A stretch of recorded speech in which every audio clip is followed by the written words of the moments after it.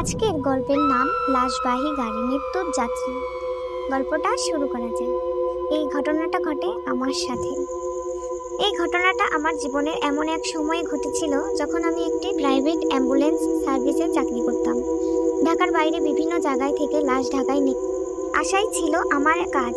অনেকেই এমন কাজ করতে ভয় পায়, কিন্তু আমি সাহস করে নিয়েছিলাম। একদিন সন্ধ্যায় একটা ফোন আসে নরসিংদী থেকে। এক ব্যক্তির লাশ ঢাকায় আনতে হবে। তার আত্মীয়রা হাসপাতাল থেকে ছাড়পত্র নিয়ে আমাদের নাম দিয়েছিল। আমি এবং আমার সহযোগী কবির ভাই মিলে লাশবাহী ভ্যান নিয়ে বের হলাম। রাত তখন 10:30। চারদিক নীরব। আমরা লাশটা গাড়িতে তুলে ঢাকার দিকে রওনা দিলাম। কিন্তু পথটা যেন একটু অদ্ভুত লাগছিল সেদিন। চারপাশটা কেমন ঘোলাটে, বাতাসটা ভারী, আর গাড়ির বাতিগুলো যেন ঠিক মতো আলো দিচ্ছে না।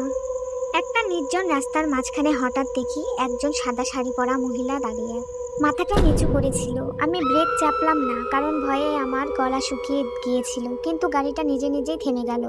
আমি আর কবির ভাই তাকিয়ে দেখি সেই মহিলার পা নেই। সে ধীরে ধীরে আমাদের দিকে এগিয়ে আসছে।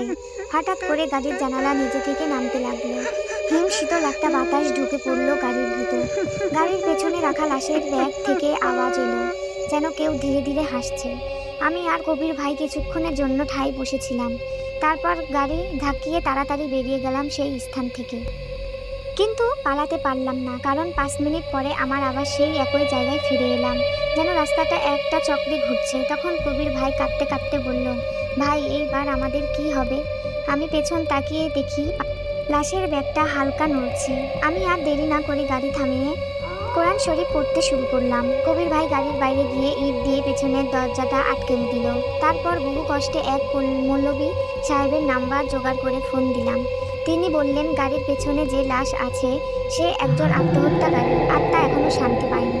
তিনি বললেন, গাড়ি থামিয়ে দোয়া করতে থাকো।